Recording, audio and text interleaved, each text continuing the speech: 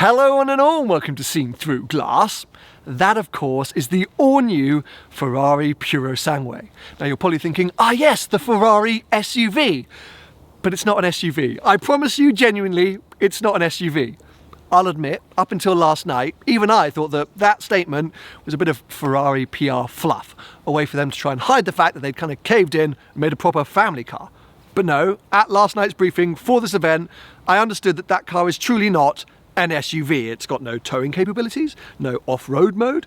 It's still relatively low to the ground, and it's got proper, track-focused supercar performance. You've got to think of it as picking up where the GTC4 Lusso left off. It carries on Ferrari's iconic 2+2 lineage. The only difference being this has 4 doors and that increased ride height. You should not be thinking of the Purosangue as an SUV. You should instead be thinking of it as a supercar that can really take you further in more comfort and luxury than any other supercar on the market today. To find out if that's true, I'm going to give it the ultimate seen through glass new supercar test by, of course, taking it to get a coffee.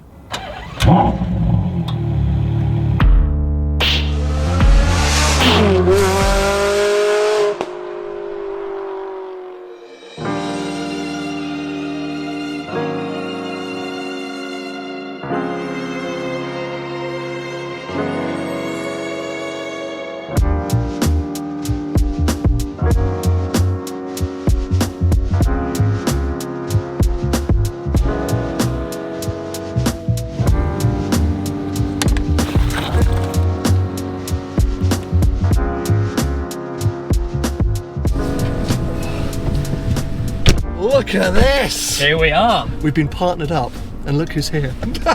Thank you for having me. I guess thank you for having me, because you're behind the wheel, and if anything, this press launch, this test drive is kind of more relevant to you, because you got one of these cars coming. Yeah, I think it's always interesting, isn't it? We're super lucky that we get to drive some of these cars before other people do, and even more so when you've actually ordered one, and it's like... Yeah, well you have. Well, today is the like learn about it, but it's, you know, understanding everything that's into this thing, what it's all about. It's a car that we've been waiting for a long time. So I'm super excited. I must say we've also got Puppy 150 with us. Right in the back. So we're going to be testing out the true 4-seater capabilities of this vehicle. I think actually we might swap seats at some point if that's right. That's absolutely fine. I want to check out the back. Being 6'2", it's all about that legroom. Am I right in saying that this vehicle has no inbuilt navigation? Correct. I didn't actually know that until now. There's no nav. There's no nav, which makes total sense. Oh, it's the way it should be done. Everybody should be doing it. It's completely logical. All you can do is use Apple CarPlay or Android. Wow, these are tough things to say without coffee. Apple CarPlay or Android Auto. Thank God today's video is about going to get coffee, because clearly I can't YouTube without it. So yeah, let's see how easy this is. I press this, Apple CarPlay. You should be very familiar with all this, Tim. No device connected.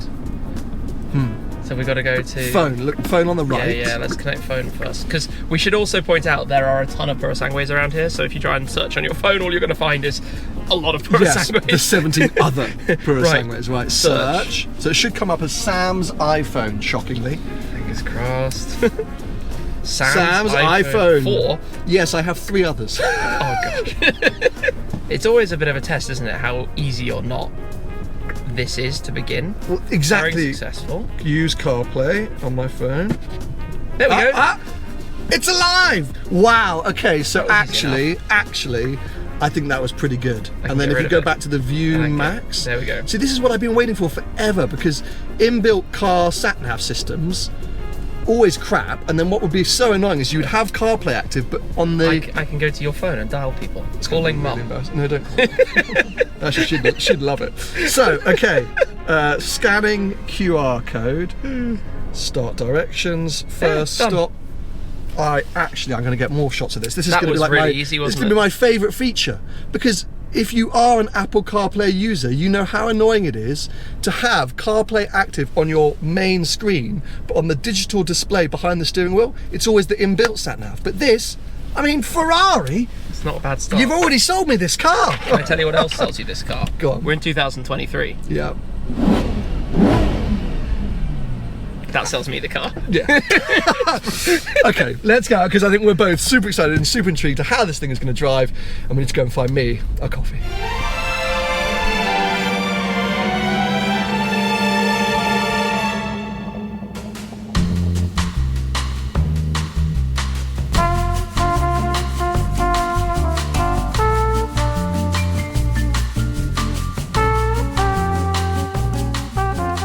Now, boring update for you all. Recently, I've had a bit of like a trapped muscle, or like a trapped nerve between my shoulders. It's a real boring thing to talk about, but actually in this video, there is a reason for me bringing it up, because, believe it or not, this Ferrari has massage seats. Yes! So I've been sitting here as Tim is starting to get used to the Purosangue, and I've used this passenger, well, iPad basically that's in the dashboard, and activated the shiatsu massage setting. This car, this Ferrari, is supposed to offer a different experience to any other Ferrari has ever done before. It's more lifestyle than ever. And I'm a lifestyle guy, Tim. So it works. And right now, I'm enjoying having a shiatsu massage in a Purosangue. I had no idea where you were going with that.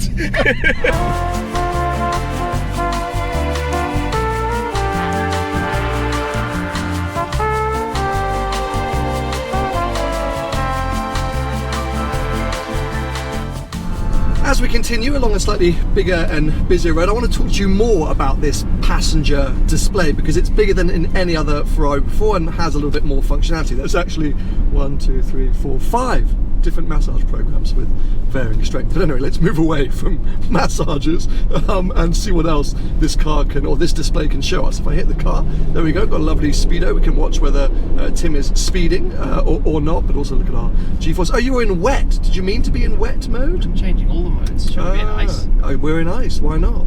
So yeah, I can basically keep an eye on Tim, which is going to be great for, I guess, judgmental partners to sit here and go, darling, you're going far too fast, or you're in the wrong gear.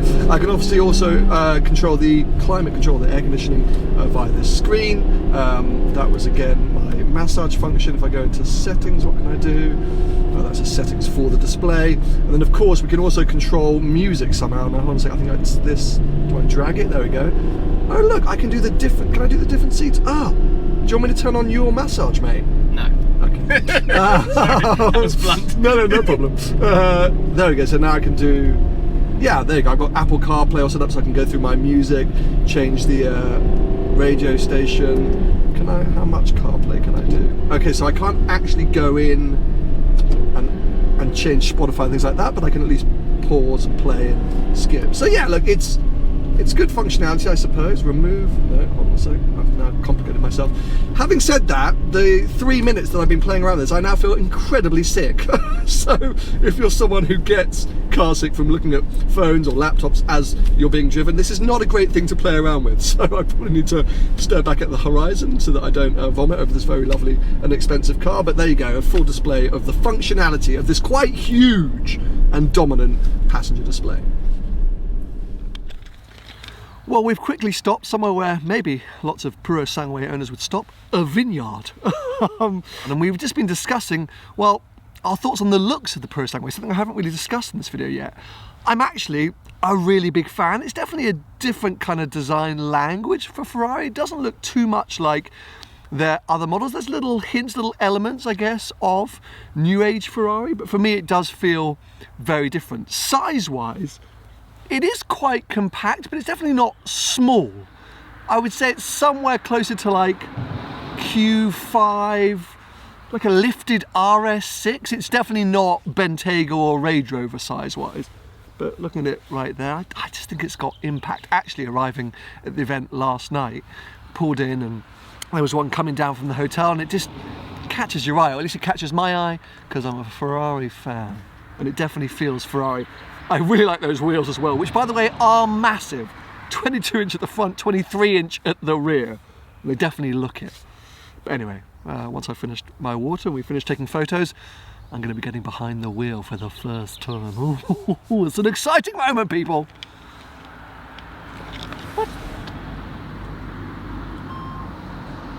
Do you have to push it? Tim. Okay, do it again. Go on.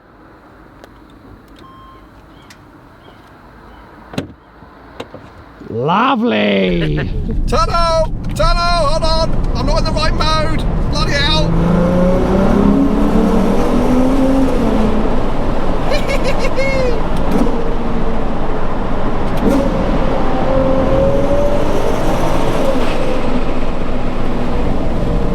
Okay, better in a tunnel. I said it was subdued, but it's better in a tunnel. It's also louder in the back than the front. Is it? No surprise. I mean, I'm like a third of the distance closer to the exhaust rate. Very good point. But you do hear that it's louder. Now, something we noticed previously off camera, which I've just been reminded of, you know how excited I got about the big Apple CarPlay screen? A bad thing about that is you lose your rev counter.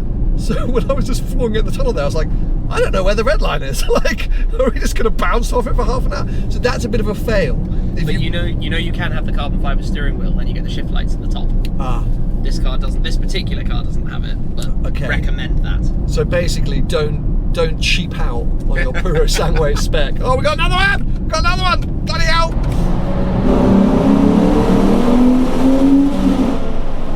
Also, feels like the red line's very far away, so you'll probably be all right. Just floor the throttle.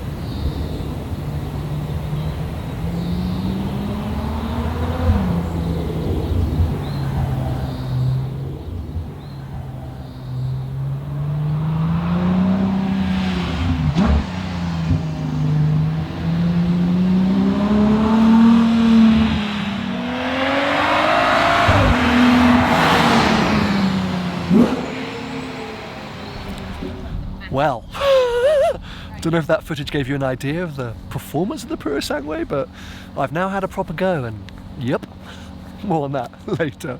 We've made it now to the top of the Trento Monte Bondone hill climb. I hope I've pronounced that correctly. I've been practicing it quite a while off camera, but it's a very famous hill climb in this area of the Dolomites, and strangely, about 6 years ago, Shmi and I came up here together on a big road trip. Long-term viewers might remember when I was in my red F-Type, Paul Wallace was in his red AMG GT, Mr. JWW was in a blue GT3. I actually did a bit of a silly video introducing Mr. JWW where it looked like he was kind of moonwalking across a car park. It was that car park over there. We drove past a pizzeria that we all stopped for lunch at, so we've really been reminiscing and getting a bit nostalgic, but it's a beautiful region and a great road, and up here at the top there's a bit of snow. It's kind of, you know, it's an epic setting for the Purosangue. But more importantly for me, in there is a coffee. So yeah, I'm going to go and refuel, and then I guess I need to really get into, yeah, what this new car from Ferrari is all about, and what it's like to drive. Because I've shown you, I've just not really told you. But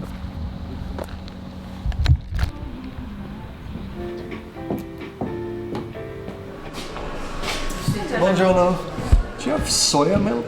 No, No, just normal milk. No. Okay. Just cow milk. Just cow milk. Okay. Maybe then just a single espresso. Okay. Thank you very much.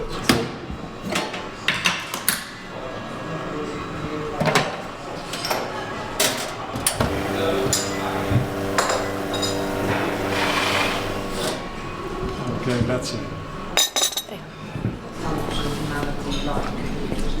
I know it's a bit of a cardinal sin to ask for milk in your coffee at the best of times in Italy, and then I'm semi-lactose intolerant, so I always have to ask for like soya milk or oat milk or almond milk, and they just look at me so judgmentally. She was very nice, but I knew she was disappointed that I'd asked for some quirky milk. So I've ended up with a single espresso, but that's often the best way to go in Italy. This is our official lunch spot actually, so yeah, I can probably have a few of these coffees, but also enjoy the view. Tim's off to film his video whilst we're here, and we're going to continue the adventure this afternoon. Right, I've snuck out of lunch early to try and buy us a little bit of alone time with the Purosangue. Oh, I've come back down the mountain pass to have some fun, and my God, am I having fun. This thing is outrageous, people. It's absolutely outrageous. Right at the start of the video, I mentioned that we don't have any off-road driving modes because this thing is not an off-roading SUV. But we do have driving modes like any other Ferrari. Ice, wet, comfort and sport. And then you can turn everything off as well, but I'm not quite brave enough to do that. It is just... this car is able to carry speed along a road like no other supercar or sports car I've ever driven. That increased suspension travel means that you're not constantly analysing the road looking for bumps and divots and cracks that are going to unsettle the car. Because, well, they just don't unsettle the car. You just literally demolish the tarmac in front of you. And then because of the four-wheel drive system and the size of the wheels and the tyres, you just have grip everywhere. But somehow that front end is still so connected. It's not as razor sharp as many Ferraris. But that's the thing, is that whilst this Purosangue, this car, this vehicle, is spectacular, it also doesn't completely hide its size and increased suspension travel. It feels big. It doesn't feel heavy because the brakes are spectacular and that V12 performance is just fantastic. Your expectations for it as a larger car with increased suspension travel are that it's going to be a bit slushy, it's not going to be as good, but I actually think I'm having more fun on this road than I would do in a 296 or an 812. There you go, I said it. Just because it's so amazing that this car can do what it does. This is the ultimate one-car garage. If you were on a big road trip with actual supercars, would you be held back? Sure. But can actual supercars have 4 passengers? Nope. And can they just absolutely bash along the bumpiest of roads in pure comfort? Nope. It basically rids supercars of compromises. Genuinely. It is such a cool thing. And I'm furious that it costs spec'd up basically 400 grand. Because I'm never getting one. It's just not going to happen. But it is so impressive. So impressive. Now, I'm sure lots of you might be thinking that despite what I said in the intro about this not being an SUV, surely its rivals are a Lamborghini Urus, an Aston Martin DBX, or even a Porsche Cayenne Turbo GT. But this is the hardest point to try and convey about the Purosangue. Firstly, as I just mentioned, it's at least double, if not triple, the price of some of those cars. But also, they are all conventional SUVs, made to go very quickly. The Purosangue feels like a supercar that's been made to have loads of practicality. Despite all of its newness and incredible suspension trickery, now it does feel somewhat like a big evolution of the Lusso that kind of precedes it. But that's what's so impressive about it. It's well and truly a Ferrari with no real compromises. Is it the most dynamic and sharp Ferrari ever? No. But is it the most usable and potentially one of the fastest point A to point B Ferraris ever made? Almost certainly. Ah, look at this. Finally getting in the back. Your chariot awaits. This is very nice with chauffeur Shmee. Absolutely. Now, I'm going to say something potentially controversial, and you don't have to agree because I don't want you to give away your video potentially. But I think I've figured out how to explain this car to the internet. Don't think of it as a Urus or a DBX rival because it's not an SUV. No. Think of it as an RS6 or a Panamera rival. Oh, I like that. No, that's good. That's kind of very makes good. Sense, right? That is exactly the kind of mentality. It's more like a very fast wagon that's a touch taller than it is an SUV. With a Ferrari V12 and some Ferrari dynamics. Yes. Ah, I should do this professionally, Tim. Yes, you should be one of those people who makes videos about cars or something. I'm going to look into it. Anyway, for now, I'll sit back and enjoy this rear area, and I'll ask you to take me to the hotel, please, driver. Chauffeur at your service. All right. Ah, there we go. Purosangue experience over. And I have to say, the rear, genuinely comfortable. 6'2", tons of space. It's been a pretty special experience, I think. checking out this car, this very different, this very unique car from Ferrari. I hope I've put across how different and unique it is. It definitely sits alone from the entire Ferrari range and pretty much everything else out there. You've got to be so rich to buy one of these, but I think if you do, you'll be very happy. I hope you've enjoyed the video. Give it a thumbs up if you have. Make sure you stay subscribed for plenty more videos to come.